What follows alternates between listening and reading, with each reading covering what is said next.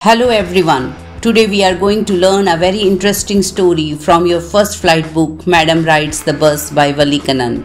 This is a sensitive and heart-touching story about Valli, an 8-year-old girl who takes her first bus journey outside her village. Through her innocent curiosity, we see both the joy of discovery and the mystery of life and death. Let me first introduce you this little girl Valli. Valli, short for Vallamai, was only 8 years old. She did not have playmates her age, so her favorite pastime was standing in her doorway and watching the busy streets outside. This gave her new and unusual experiences. But the most fascinating thing was the bus that passed by every hour. She watched it filled with a new set of passengers every time, which was a source of unending joy for her. Slowly, a wish grew in her heart. She wanted to ride that bus even if just once. Whenever her friend described the town, she would get jealous and shout in English, "Proud, proud." Though she don't know the meaning of proud, that was a slang word used among her friend for disapproval. Her planning, how she planned her bus journey. Valli carefully gathered information by listening to conversation of neighbors and asking discreet careful question. Why she was asking careful questions? So that nobody comes to know what she is planning. Why she is asking those questions? Is she planning to go to the town alone? The town was 6 miles away. She come to know from the conversation. The fare was 30 paise one way, which others said was almost nothing. But to Valli it was a fortune. Means for Valli that amount was very, very large. The ride took 45 minutes one side. She calculated, recalculated how to make her plans successful. To save money, she acted very thriftily. Thriftily means spending carefully. Whatever money she was having or pocket money she was getting, she started spending carefully. She even stifled, means she controlled her strong desire to buy toys, peppermints, balloons or ride the merry-go-round at the village fair. In the end, she had saved 60 paise, enough for 2 and 4 journey, means to go to the town and come back from town to village. Her journey begins. One spring afternoon, Valli stopped the bus boldly and said she wanted to go to town. The conductor, a jolly fellow, teased her by calling her madam. When he stretched out his hand to help her climb, she refused. "Never mind. I can get on myself." This showed her self-respect and independence. She got into the bus without taking the help of the conductor. The conductor, still joking, made a way for madam. He asked the other passenger, "Please make a way for the madam." Only a few passengers were there and everyone looked at her curiously. She became shy but quickly sat down. When she was in the bus, she was very, very observant. She observed that it was a new shiny bus, painted gleaming white with green strips, overhead bars shining like silver, a cloak above the windshield and soft luxurious seats. Her view was blocked by a blind, so she stood up on her seat to look out. An old man warned her she might fall, but she proudly replied, "There's nobody here who is child.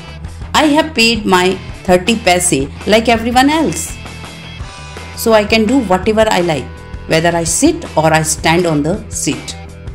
A woman passenger tried to be friendly, but Valli found her repulsive. Repulsive means she disliked that lady. Why she disliked that lady? Because of her big earrings, large ear holes and the smell of betel nut. Betel nut means supari. And that threatened to spill from her lips. Today, Valli have seen something which she have not seen in her village. Today she is alone in the outside. From the bus, she saw the canal, palm trees, mountains, green field and the blue sky. Everything seemed magical. Suddenly she burst into laughter when a young cow ran in front of the bus, galloping faster each time the driver honked. She laughed until tears came to her eyes. The conductor teased her again. Better save some laughter for tomorrow, madam. The bus arrived in the town. Finally, the bus reached the busy town, with shops glittering, merchandise means the good on display, and the big crowd. The conductor asked her to get off, but she refused. She did not want to explore alone, nor buy anything to drink. Because she had no extra money, she only wanted a bus ride, nothing else. The bus returned to the village again. Her return journey started. On the way back, she saw the same cow lying dead by the roadside, its body bloodied and lifeless. This memory haunted her again and again. Means the things were coming to her mind again and again.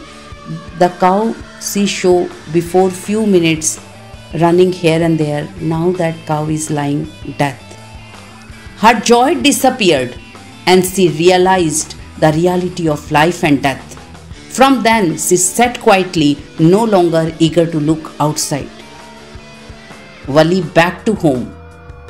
She returned home by around 3:45 p.m. Inside, her mother was chatting with her aunt.